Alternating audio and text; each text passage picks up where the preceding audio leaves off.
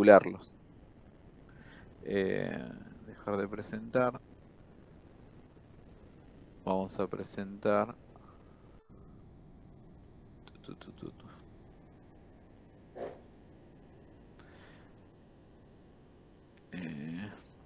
Y antes de presentar, les comento cómo es, ¿no? A ver.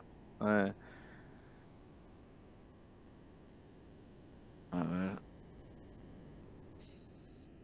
Acá, ahora tiro para atrás el video y se los comento. Cuando nosotros necesitamos vincular dos extremos de una pieza, ¿no? Que pueden ser, bueno, acá las vías del tren o eh, dos extremos de cable, lo que se hace con este tipo de proceso es una preparación. Se genera un molde, como si fuese un molde descartable cuando viene la exposición, y luego se le coloca la fórmula de esta reacción química que necesitamos que se inicie, ¿no? Una vez que se genera el molde, se colocan los componentes y se coloca una fuente de ignición, ¿no? Un poco de una llama para que inicie la reacción química y empiece, bueno, a generarse eso que esperamos. Una vez que se realiza la reacción química, este óxido de hierro y aluminio genera ese material de aportación y el molde contiene ese material fundido para que se vinculen también. Entonces, la fuente de calor no solo eh, funde los extremos de las dos piezas que se quieren unir, sino también genera ese material de aportación, ¿no? Una vez que se termina de realizar la, la reacción química, se procede a eh, realizar la apertura del molde y ahí sí se tiene que hacer un proceso posterior de, de arranque de viruta, de limpieza, de preparación para terminar de realizar el proceso, ¿no? O sea, ahora lo vamos a ver mucho más claro, primero en el esquema y después en la vida real, pero en resumen es eso. Se tienen que vincular, primero se enfrentan las dos piezas que se quieren vincular, se ubica un molde desechable con la fórmula de esta reacción química que queremos generar, con una fuente de ignición externa, se inicia la reacción química, esa reacción química va a eliminar calor que va a fundir las piezas y va a generar el material de aportación que va a quedar dentro también de este molde. Una vez que se termina la reacción química, se realiza la apertura del molde y se realizan los procesos de sacado de rebaba, limpieza para terminar el proceso de soldadura. Bueno, eso es lo que vamos a ver ahora.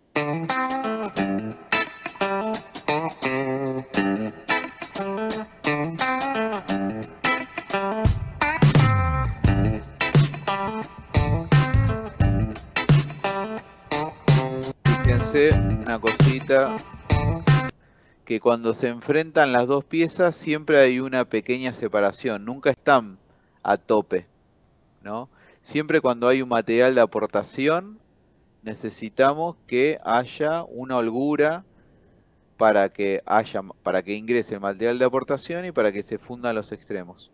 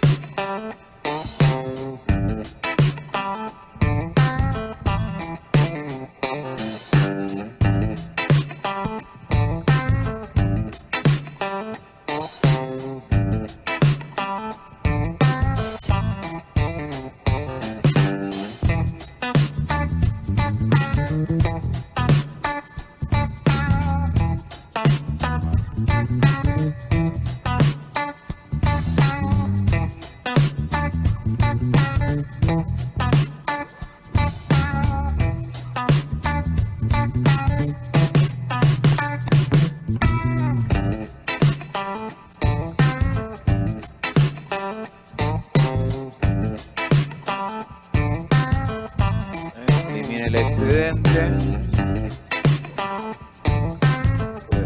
retira el molde y ahora hay que sacar todo ese exceso de material.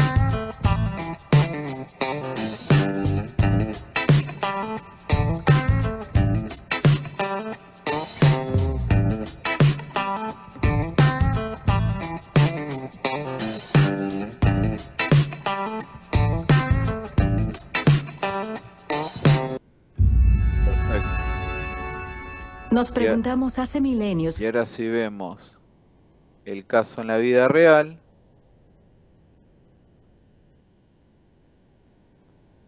vemos cómo se realiza la unión en las vías del ferrocarril.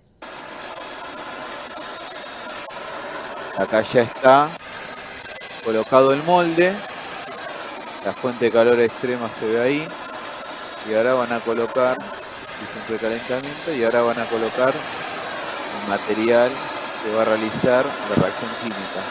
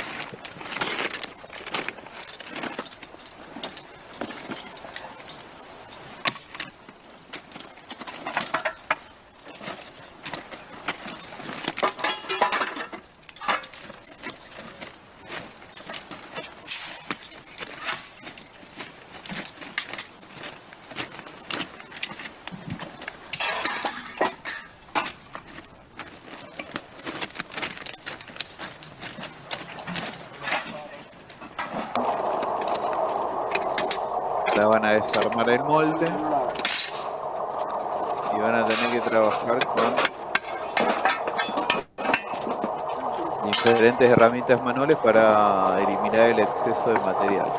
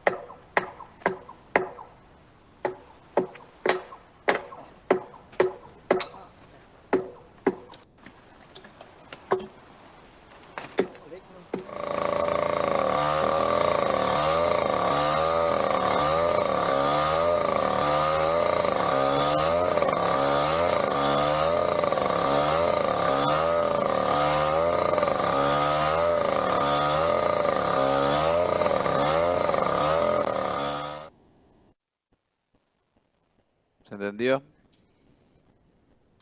Está bastante bueno el video ese.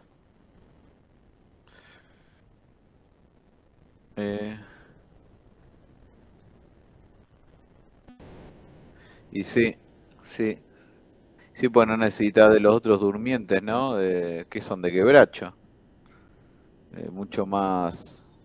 Bueno, habría que ver, ¿no? De quebracho. Sí. un tiempo, igual todavía se siguen usando en algunas vías. Sí. Realmente más que nada se vende hormigón en la zona metropolitana. Sí, y no son durmientes así del ancho de la trocha, ¿no? Son como, yo la otra vez la estaba viendo, que son como dados, ¿no? O cuadrados son. Sí, sí, algunos son cuadrados, igual hay otros que tienen del mismo ancho de la trocha. Ajá. Depende de la trocha que estés viendo, porque hay 3 trochas distintas las que tenemos.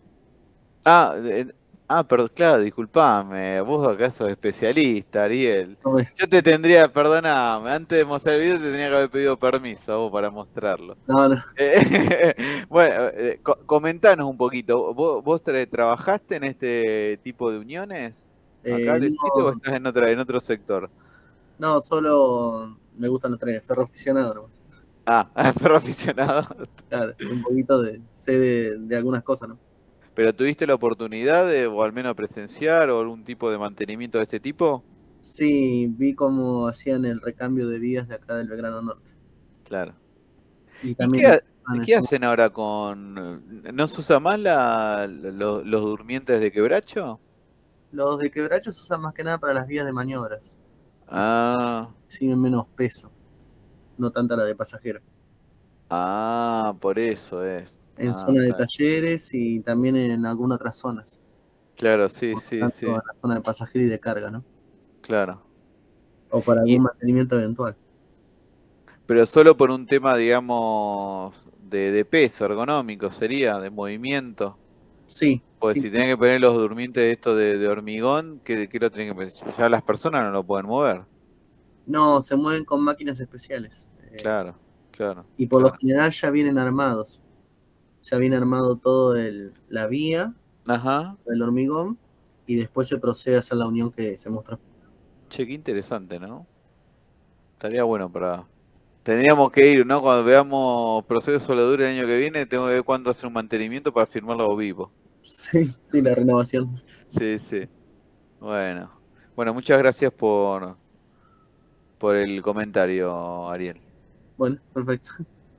Bueno, y como veíamos acá, esto a título de resumen, digamos, los tipos de soldadura luminotérmica que podemos utilizar o en qué momentos podemos utilizar este tipo de procesos, piezas grandes, piezas forjadas, perfiles estructurales, como vimos recién en el videíto, cables de acero, rieles o tubos. Este era el videíto. Y bueno, podemos usar como fuente de calor, entonces, una reacción química, o podemos también utilizar como fuente de calor la combustión de gases, ¿no? En este caso del acetileno mezclado con oxígeno. Esto hay que tener, pero no cuidado, 1000% de cuidado, porque esto se puede llegar a transformar en una, no te digo en la bomba de Hiroshima, pero en un compuesto explosivo casi letal, ¿no? Eh, tenemos, a ver si me fijo un poquito más adelante. Esta es la que usaba Mario Baracu, este tipo de soldadura. Eh, a ver si está el videito. Eh, la particularidad que tiene este tipo de soldadura es que podemos alcanzar el orden de 3200 grados centígrados. Entonces podríamos hasta fundir materiales donde el punto de fusión son muy elevados. Y esa temperatura se puede ir regulando en función a la geometría de la llama, ¿no? Que vamos a tener ahí. Los componentes son básicamente, a ver, es un tubo que vamos a tener oxígeno por un lado y el otro tubo vamos a tener acetileno, que mezclado en una cámara de combustión previa a salir por la torcha, que sería acá, se mezclan y luego se hace la ignición para generar esa mecha poderosísima que, bueno, como dice ahí, está puede fundir hasta, o la llama puede tener una temperatura de por encima de 3200 grados. Al igual que los procesos anteriores, el proceso se puede llevar con material de aportación o sin material de aportación. Si llevamos material de aportación, necesitamos generar un material que proteja, ¿no?, al material fundido para que no entre en contacto con el oxígeno y se oxide. Y también otra particularidad de este tipo de procesos es que siguen normas de seguridad muy estrictas, porque dependiendo de la mezcla y la proporción oxígeno-acetileno, podemos llegar a tener un problema muy importante, ¿no? Porque se puede generar un material explosivo que pueden causar como mínimo heridos y como máximo hasta la pérdida de vidas. Este tipo de ¿Sí? ¿Alguien quiere hacer un comentario? Este tipo de soldadura, como ven acá, esta es la torcha o antorcha se llama, de las dos formas, o soplete también, ¿no? Donde ven que por una conducción va a entrar el acetileno, por el otro va a entrar el oxígeno y va a tener una cámara, una cámara que va a mezclar y una dosificación para regular la proporción de un componente y del otro, ¿no? Y una boquilla que va a direccionar el sentido de la llama a donde nosotros tenemos que generar la aplicación del material, ¿no? Donde tenemos que fundir. Los procesos de de este tipo de soldadura, los principios fundamentales son los mismos que se ven en los anteriores. Hay que generar una limpieza previa de las dos materiales que necesitamos unir. Necesitamos generar cierta holgura, si tenemos que colocar el material de aportación que va a vincular a ambas piezas, y un proceso de limpieza posterior, ¿no? Existen normas de seguridad que también se tienen que cumplir, y vamos a verlo mejor en un videíto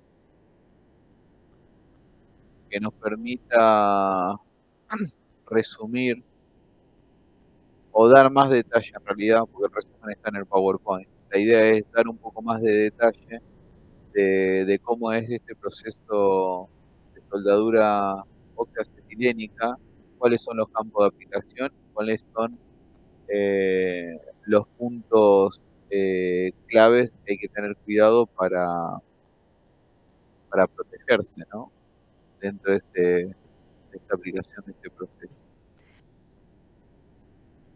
Así que bueno, vamos a ver el videíto.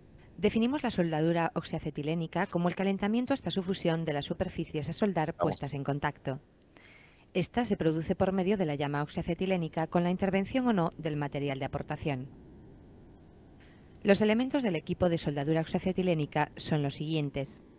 Botellas. Dos cuerpos cilíndricos que poseen uno el oxígeno y otro el acetileno. La de acetileno suele ser de color rojo o con una franja marrón en la parte superior de la botella. Este gas está compuesto por carbono e hidrógeno. El acetileno es peligroso a presiones superiores a 1,5 kg, por ello ha de ser disuelto en acetona para poder comprimirse sin problemas hasta los 15 kg por centímetro cuadrado. El acetileno, en contacto con el cobre, el mercurio o la plata, forman acetiluros y este compuesto conlleva el riesgo de explosión. La de oxígeno es más grande y de color negro, con una franja blanca en la parte superior de la botella. Se envasa comprimido a una presión de 150 kg por centímetro cuadrado. El oxígeno nunca debe estar en contacto directo con aceites o grasas, pues 1 kg de aceite con oxígeno equivale a 1 kg de dinamita. Manorreductores. Estos aparatos sirven para disminuir la alta presión de la botella a la adecuada para trabajar. Las presiones de trabajo son, en el caso del acetileno, 0,5 bar y en el del oxígeno de 3 kg por centímetro cuadrado. Un dispositivo muy importante de seguridad son las válvulas unidireccionales, que se encuentran entre el manorreductor y la manguera. Estas válvulas evitan el retorno del gas en caso de retroceso. Mangueras. Tienen la función de transportar los gases desde los manorreductores hasta el soplete. Son de dos colores, rojos para el acetileno y azul para el oxígeno. Se diferencian también por sus diámetros interiores. Es menor el del oxígeno. Soplete. Aparato donde se mezcla el acetileno con el oxígeno, siempre en proporciones adecuadas para producir la combustión necesaria para la llama. Al encender el soplete, tendremos que actuar sobre sus dos llaves, una roja correspondiente al acetileno y una azul correspondiente al oxígeno. La llama. Tipos y partes. La llama se produce por la combustión del acetileno con el oxígeno. Para encender el soplete, solo deberemos abrir la llave del acetileno. El oxígeno necesario para producir la combustión se toma de la atmósfera. Podemos distinguir los siguientes tipos de llama. Llama de acetileno puro. Inservible para soldar. Es la llama que combustiona únicamente con el oxígeno que se encuentra en el aire. Su color es amarillo-naranja intenso. Llama carburante. Adecuada para aluminio y fundiciones. Tiene dos partes. La parte interior es de un color más intenso y en forma de punta dardo. La parte exterior es de un color más claro, rodea por completo al dardo y la denominaremos penacho. Llama neutra. Para conseguir esta llama deberemos hacer coincidir el dardo de la llama carburante con otro más pequeño situado en la boquilla del soplete. Esta llama tiene la misma cantidad de acetileno que de oxígeno.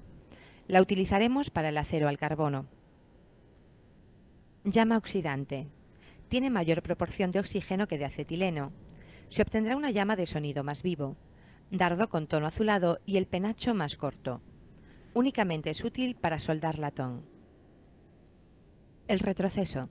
Se entiende por retroceso al hecho de que la llama pueda retroceder al interior del soplete por diferentes motivos.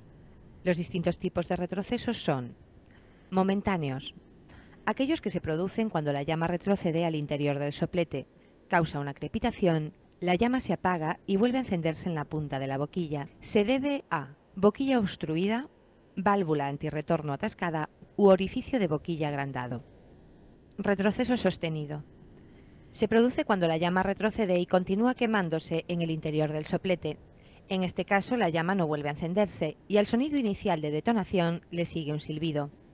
Las causas que lo producen son temperatura muy alta en la cámara de mezcla de gases del soplete o bien en la lanza. La temperatura de ignición del acetileno puede alcanzar en este caso 300 grados centígrados. Otra de las causas puede ser el volumen alto de mezcla de gas en la lanza. Lo primero que deberemos hacer ante un retroceso sostenido es cerrar el oxígeno y luego el acetileno, enfriar el soplete metiéndolo en agua y examinar juntas y boquilla. Retroceso total. La llama retrocede por el soplete y entra por una de las mangueras de gas produciendo la explosión de la misma. En el peor de los casos, si no hay una válvula antirretorno, la llama puede llegar al manorreductor y entrar en la botella. En este caso, el retroceso se produce por la mezcla de gas en una de las mangueras. Esta mezcla es debida al flujo inverso, que consiste en que el gas a más alta presión, el oxígeno, fluye al interior de la manguera del gas que tiene la presión más baja. Las causas del flujo inverso pueden ser boquilla obstruida por suciedad, boquilla colocada demasiado pequeña, dejar abiertas las válvulas del soplete al terminar el trabajo y solo cortar el suministro de gas en los manorreductores. Lo primero que debemos hacer con este tipo de retrocesos es cerrar inmediatamente las llaves de las botellas y observar si la botella de gas combustible se calienta, en cuyo caso podría ser que el gas se estuviera descomponiendo. Llamaremos a los bomberos y seguiremos sus instrucciones. Equipo. Para realizar la soldadura oxiacetilénica necesitamos un equipo adecuado que consiste en mono de trabajo, mandil de cuero, gafas o careta de protección, guantes y calzado adecuado y herramientas, alicates, mordazas, escardador, lima. Proceso de soldeo. Existen dos procesos de soldeo distintos en la soldadura oxiacetilénica. Proceso sin aportación o autógeno. Consiste en hacer un cordón con el soplete en el material base, pero sin aportación. Proceso con aportación. En este caso, el cordón de soldadura se hace aportando sobre el baño de fusión o gota el material en forma de varilla. Esta varilla debe ser de la misma composición que el material base. Ejercicios. Fusión de piezas sin aporte en plano. Para este ejercicio deberemos calentar bien la zona de inicio a una distancia de 3 a 5 milímetros hasta conseguir una gota o baño de fusión. En ese momento llevaremos la gota hacia adelante respetando la distancia y prestando atención a que la velocidad de soldeo sea uniforme para que el cordón sea del ancho deseado. Este procedimiento se utiliza para soldar chapas de muy poco grosor. Fusión de piezas con aporte en plano. En este caso hay que prestar especial atención a la introducción del material de aportación en el baño de fusión de manera uniforme. También es importante la intensidad de la llama. Utilizaremos mayor intensidad en la soldadura en el plano que en el resto de las posiciones. Fusión de piezas con aporte en vertical. En este ejercicio tendremos en cuenta las observaciones de ejercicios anteriores. Específicamente, en este caso, deberemos empezar a soldar desde abajo y en sentido ascendente. La inclinación de la llama también deberá ser ascendente. Fusión de tubería con aporte. Para este ejercicio empezaremos a soldar desde abajo y en sentido ascendente hasta llegar a la parte superior. Una vez hecho esto, giraremos la pieza con los alicates y repetiremos la operación. Principalmente tendremos en cuenta la intensidad de la llama para evitar descolgamientos en el material. Defectos. Los defectos más usuales en la soldadura oxiacetilénica son mordedura en el material base, se debe a la intensidad alta de la llama, exceso o defecto del material de aportación en el cordón de soldadura. Ahí estamos.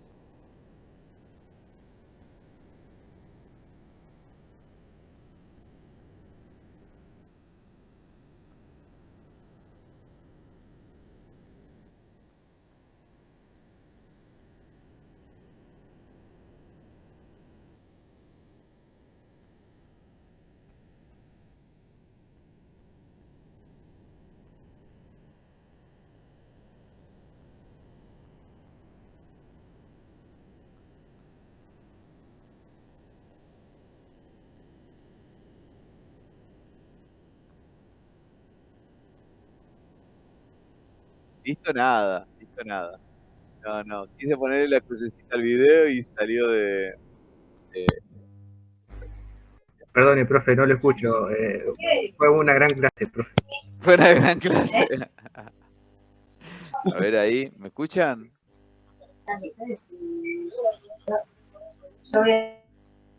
¿Me escuchan ahí? Sí, sí. Ah, ahí está, bueno, buenísimo. Bueno, no, porque quise poner la crucecita y después, ahí estamos, y ahí seguimos compartiendo. Porque vamos a ver el último tipo de soldadura, ¿no? Que son las soldaduras por cortocircuito o también se llama soldaduras por arco eléctrico, ¿no? Donde ahí, digamos, la fuente de calor no es una circulación de corriente, sino es la generación de un arco eléctrico, ¿no? Y son, a ver, acá en las 4 fotitos que vemos ahí son las más conocidas, ¿no? Las soldaduras TIC generalmente se utilizan para lo que son aceros inoxidables. La soldadura MIG o MAC, que el proceso es básicamente el mismo, los equipos se pueden utilizar lo mismo, pero dependiendo del gas protector, la podemos llamar como MIG o como MAC. Actualmente calculo que la industria debe ser el 80% del tipo de soldaduras que se utiliza es MIG-MAC, ¿no? Automotriz, autopartista, astilleros, línea blanca, manufactura, qué sé yo. Todo tipo de industria tiene como mínimo una soldadura MIG o MAC, ¿no? De estas de ensambladoras. Si tenés una fábrica que ensambla algo, seguramente hay una soldadura de este tipo. SMAG, que es la que usaba el herrero allá en la época nuestra, hace 20, 30 años atrás. Hoy los herreros utilizan MIG-MAG, pero en su momento era la SMAW, que es el electrodo revestido, ¿no? Y ese revestimiento es el material protector que evita el óxido dentro del material de aportación, ¿no? Y después SAW, ¿no? Esos son los 4 tipos de soldadura por arco eléctrico. Vamos a ir avanzando. La soldadura TIC es una soldadura de arco eléctrico y sus iniciales, sus siglas vienen de Tungsten Inner Gas, ¿no? Es un electrodo no consumible de tungsteno, y este tipo de soldaduras generan una campana de gas inerte, en este caso, que evita que el oxígeno del medio ambiente entre en la zona que se está fundiendo. Entonces, en vez de colocar un material fundente, la misma torcha genera una campana de gas protector, en este caso tungsteno, gas inerte, para proteger la zona que se va a soldar. El material de aportación, cuando se... varilla, está bien. Generalmente este tipo de soldaduras se utilizan para soldar o eh, ¿cómo se llama? Ay, no me sale. Láminas de muy fino espesor, pero por el tipo de soldadura que se usa, generalmente se la conoce como la soldadura que se utiliza para soldar acero inoxidable. La fuente de calor es un arco eléctrico. Todos este tipo de soldaduras de arco eléctrico tienen una fuente. A ver, voy a poner acá. Conceptualmente, imagínense como en un circuito eléctrico hay una fuente, una diferencia de voltaje acá y una circulación de corriente, ¿no? Que cuando el circuito eléctrico que nosotros estudiamos tiene una resistencia acá, pero en este caso la resistencia no la vamos a tener, ¿no? La resistencia va a ser el electrodo, el elemento de aportación.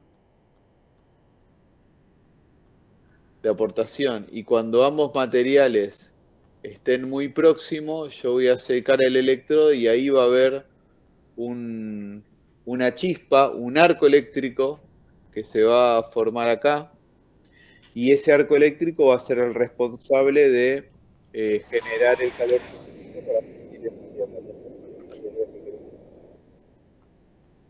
Tanto que sea W, el arco eléctrico es...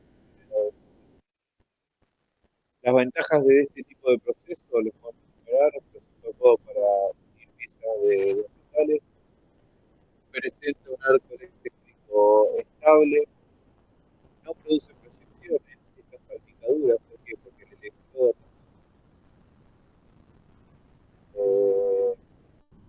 no produce historia, y la característica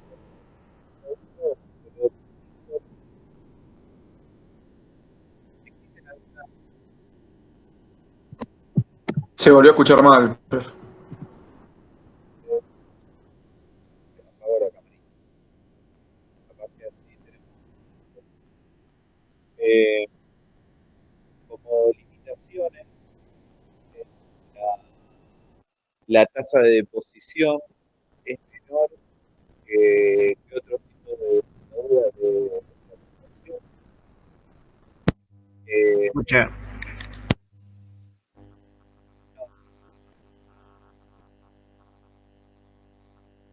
Hola, hola. Ah, ¿Se escucha ahí?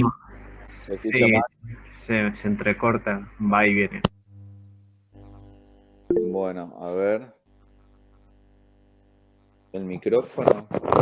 Hola, hola. Ahí lo posicioné en Ahí va, otro ahí va. lugar. ¿Se escucha un poquito mejor ahí? Sí, Bueno. eh, Ahí lo posicioné un poquito más cerca de la cara. Bueno, vamos a ir avanzando. Las ventajas y las desventajas, se las dejo para que la lean, así pasamos al próximo tipo de soldadura para, para avanzar un poquito más rápido, ¿no? Los procesos de soldadura de este arco eléctrico, el manual, el que utilizaba el herrero, llamado electrodo manual o electrodo recubierto, ¿no? En vez de tener una campana de protección, lo que genera la protección es este recubrimiento que simultáneamente se va consumiendo el electrodo, genera un material que queda por encima del material fundido y que lo protege del oxígeno en el medio ambiente, ¿no? Entonces en esta figura lo podemos ver un poquito más claro, ¿no? El, el material de aportación es el alambre que está acá rayado y el recubrimiento es esta pared, ¿no? Y esta pared, ¿no? Que genera el material protector, ¿no?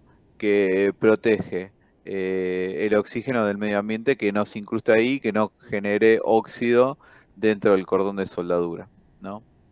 En esta imagen también lo que se puede ver son esquemáticamente las dos piezas que se van a unir, ¿no? Eh, la profundidad que genera el calor, la fuente de calor para vincular los dos materiales. O sea, no solo el material de aportación queda por sobre la superficie, sino debe penetrar, como decía yo, un porcentaje del espesor de la chapa en ambas piezas que se van a unir. Entonces, de esa manera garantizamos la unión de ambos componentes. ¿Mm? Algunas características de este tipo de proceso, bueno, el electrodo se emplea como material de aportación, se suministra manualmente con una varilla revestida con material que protege a la soldadura. Este proceso, a diferencia del proceso TIC, sí genera una escoria que tiene que eliminarse una vez finalizado el proceso. Eh, es como si fuese una ceniza, una impureza que queda sobre la superficie y hay que eliminarla en la medida que queremos ir eh, continuando con el proceso. El proceso es muy versátil porque te permite soldar en un taller, pero también te permite soldar a la intemperie, al aire libre, ¿no? O en altura, o en lugares de difícil acceso. Cosa que los procesos anteriores tienen su dificultad o su limitación por el tipo de equipamientos que emplea, ¿no? Y como punto quizás débil, si podríamos encontrarle un punto débil a este tipo de proceso, es la tasa de producción o de posición de cordones de soldadura. ¿Por qué? Porque como son varillas de aproximadamente 30 centímetros, por cada varilla que se va consumiendo existe una microparada que consiste en sacar el electrodo que se consumió y colocar un electrodo nuevo, ¿no? Esas microparadas, si nosotros las sumamos a lo largo de un turno de producción, pueden generar un tiempo considerable. Entonces, en este punto tenemos que ver si utilizamos soldadura de manual con electrodo recubierto, cuál es la tasa de producción que demanda el proceso, que requiere el mercado y verificar si este proceso es el indicado o si hay que utilizar otra tecnología para lo que es arco eléctrico.